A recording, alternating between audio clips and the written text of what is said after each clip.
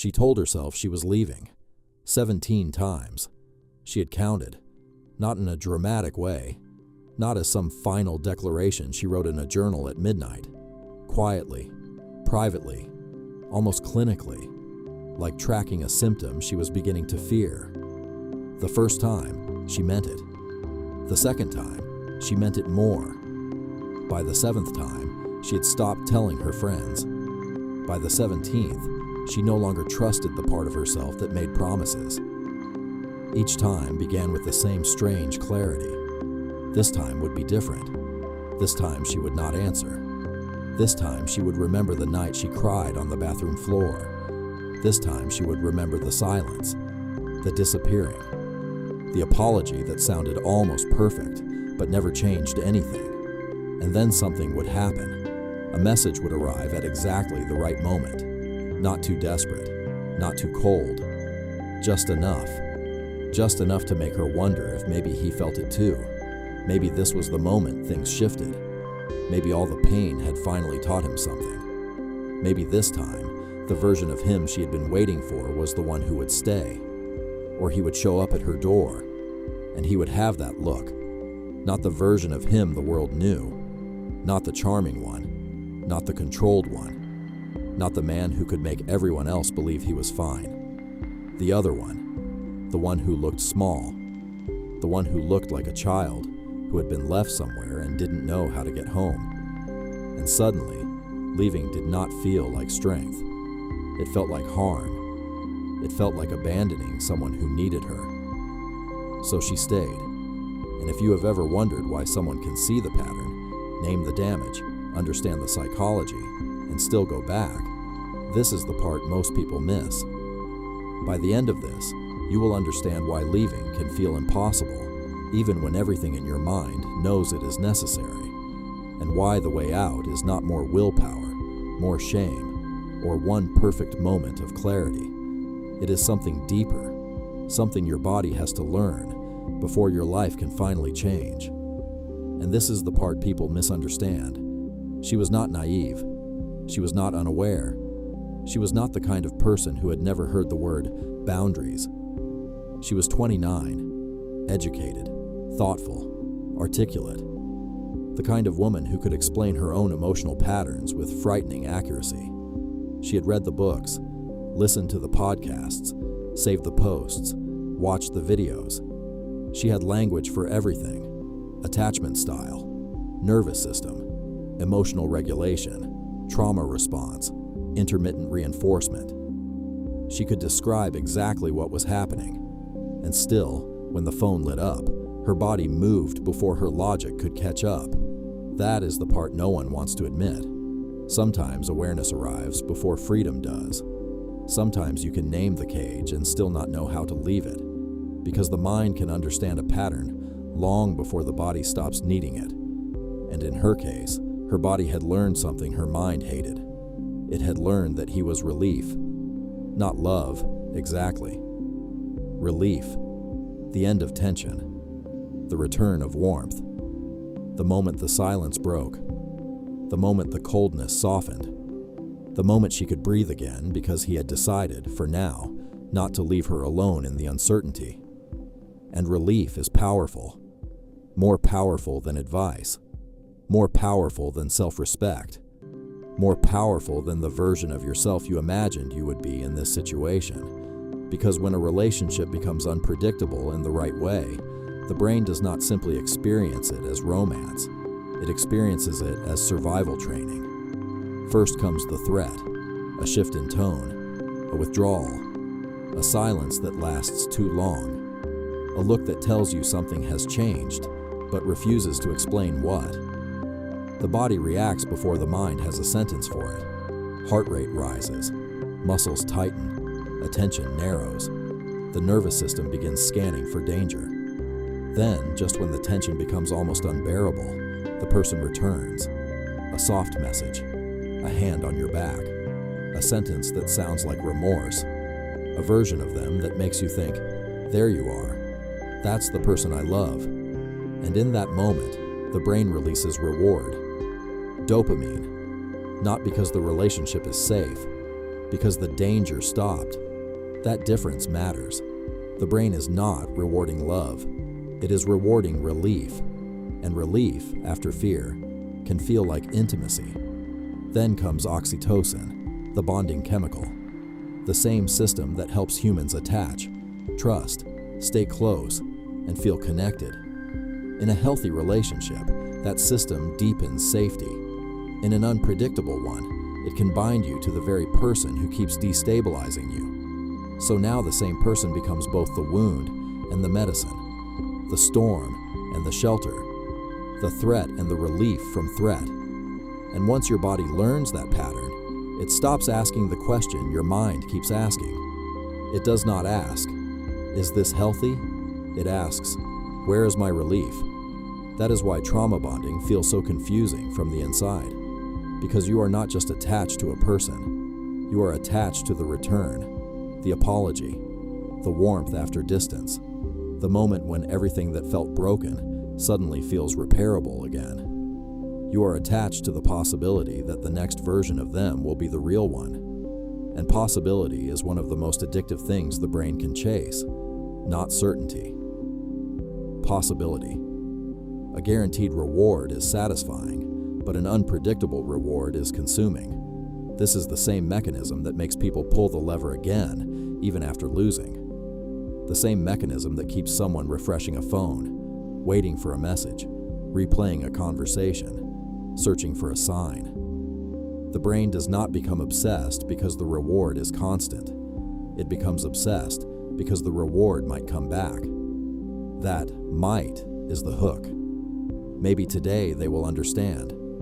Maybe tonight they will choose me. Maybe this time the good part will last. And because sometimes it does come back, the loop stays alive. That is what makes it so hard to leave. Not the bad moments, the good ones. If the relationship were only cruel, leaving would be simpler. Pain alone teaches distance, but pain followed by tenderness teaches pursuit. It trains the nervous system to wait through suffering because relief might be coming. And over time, waiting starts to feel like devotion.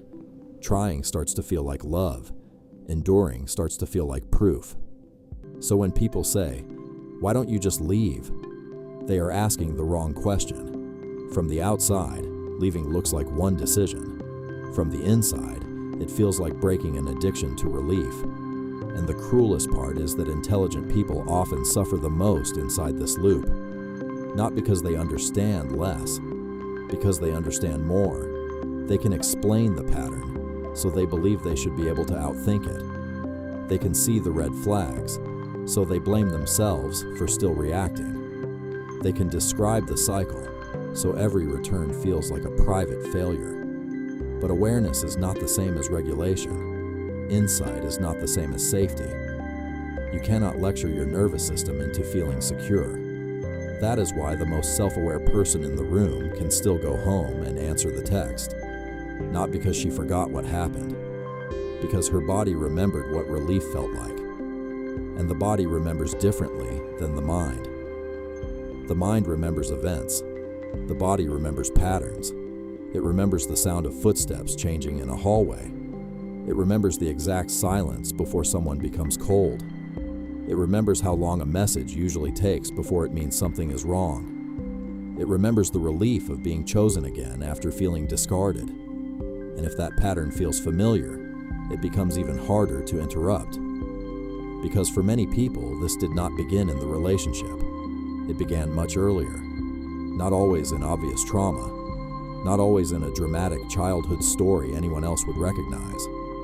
Sometimes it began in a home where love was real, but inconsistent, where affection depended on mood, where peace depended on reading someone else correctly, where you learned to scan faces before you learned to relax into connection. Maybe you became good at sensing shifts, good at pleasing, good at explaining other people to themselves, good at making yourself smaller when someone else's emotions took up the room. And at some point, your nervous system learned a quiet rule. Connection is something you manage. Love is something you earn. Safety is something that can disappear if you stop paying attention. So years later, When someone enters your life and makes you feel that same combination of intensity, fear, longing, and relief, your mind may call it chemistry, but your body calls it home, and that is the trap. Because familiar does not mean safe, it only means known. The nervous system often prefers a known pain over an unknown peace. A stable relationship may feel calm, but calm can feel empty to a body trained on intensity. Consistency may feel healthy, but at first it can also feel boring, suspicious, even unreal. So the person who destabilizes you may feel more meaningful than the person who simply shows up. Not because the connection is deeper, because the activation is stronger. And activation can disguise itself as love. That is why these relationships often feel spiritual, destined, impossible to explain. Like this person was put in your life for a reason. Like no one else has ever reached the hidden part of you in quite the same way. But sometimes what feels like fate is actually recognition. Not recognition of the person, recognition of the wound. The nervous system says, I know this shape. And because it knows the shape, it moves toward it. Even when it hurts, even when it costs you sleep, even when your friends are tired of hearing the same story, even when you are tired of hearing yourself defend something you no longer fully believe in. That is when shame begins to grow. Not the loud kind, the private kind, the kind that sits behind your ribs and says, you should be past this by now. You should know better. You should be stronger. You should not miss someone who hurt you. You should not want a message from someone who made you feel disposable. You should not still feel hope after everything. But shame does not break a trauma bond. It protects it. Because shame makes you hide. And what stays hidden rarely heals. When you feel too embarrassed to tell the truth, the relationship keeps existing in a private chamber where no one can challenge the spell. You keep negotiating with your own memory. You keep minimizing. You keep saying, it wasn't always bad, as if that explains why you are still there. And in a way, it does. It was not always bad. That is exactly why it worked. The good moments were not meaningless. They were powerful. They were the reward. They were the proof your nervous system kept using to justify another round of waiting. So healing cannot begin by pretending those moments were fake. It begins by seeing the whole pattern, not just the cruelty, not just the tenderness, the cycle, the way one made the other more powerful, the way pain made relief feel like love, the way inconsistency made attention feel like devotion, the way absence made return feel sacred. Once you see the whole pattern, something starts to loosen. Not immediately, not dramatically, but enough to create a pause. And that pause is everything. At first, it may only last a second. The phone lights up, and for 1 second, you notice the surge before you obey it. Your chest tightens. Your hand moves. Your mind starts writing the reply before you have decided anything. But then another part of you appears. Quietly, it asks, what happens after the relief? Not before. After. Because the bond survives by focusing your attention on the relief and hiding the cost that comes after it. The rush, the apology, the reunion, the warmth. That is the part your brain highlights. But what comes after? The crash, the anxiety returning, the need to monitor, the slow realization that nothing has actually changed, the exhaustion of being pulled back into a story that always asks for more than it gives. This question begins to weaken the spell. Not, do I love them? That question can keep you trapped for years. The better question is, what does this love do to my body? Does it expand you? Or does it make you disappear? Does it make your world larger? Or does it shrink your attention down to one person's mood? Does it give you rest? Or does it train you to survive on relief? Because the goal is not to prove you never loved them. Maybe you did. Maybe part of you still does. The goal is to stop mistaking intensity for evidence that you should stay. Real healing is not one decision. It is repetition in the other direction. The bond was built through repeated exposure to the same cycle, so it weakens through repeated exposure to something else. A friend who answers without making you feel like you begged. A room where silence does not mean punishment. A morning where no one else's mood decides whether you are okay. A conversation where you do not have to measure every word before you say it. A body that can sit still without scanning for what might go wrong. A kind of love that does not make you rehearse your apology before anything has even happened. At first, these things may not feel powerful. They may feel almost too quiet. But that quiet is not emptiness. It is your nervous system meeting safety without the drama it was trained to expect. At first, safety may not feel like safety. It may feel like nothing. It may feel too quiet. But quiet is not absence. Quiet is what your nervous system sounds like when it is no longer bracing for impact. And slowly, with enough repetition, your body begins to learn a new association. Connection does not have to hurt first. Love does not have to disappear before it returns. Peace does not have to be earned by suffering. This is why distance matters. Not because you are weak, because every contact reactivates the loop. Every message gives the brain another chance to hope. Every soft moment refreshes the reward system. Every almost apology gives the nervous system another reason to wait. So if you keep touching the wound and wondering why it is not healing, the answer is not that you are failing. The wound is still being reopened. There may come a day when you do not leave because you finally found the perfect argument. You leave because the argument is no longer necessary. Your body stops believing that this person is the only doorway to relief. The urgency softens. The fantasy loses color. The version of them you were waiting for starts to look less like a promise and more like a pattern.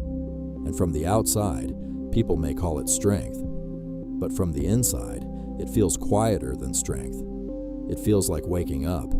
It feels like realizing you have been holding your breath inside someone else's weather. And now, for the first time in a long time, the air belongs to you. Maybe you still miss them. Maybe some part of you always remembers. But remembering is not the same as returning. Missing is not the same as needing. And love is not always a reason to stay. Sometimes love is only proof that your heart was alive in a place that could not hold it safely. The intensity you felt was never proof that they were the one. It was proof that your nervous system is capable of attaching deeply, fiercely, completely. That capacity was not the problem. It only landed in the wrong place. And one day, with enough new evidence, it can land somewhere else. Somewhere steady. Somewhere honest. Somewhere that does not require you to abandon yourself in order to feel chosen. And when that happens, leaving will no longer feel like losing the love of your life. It will feel like returning to the life that was waiting underneath the pain.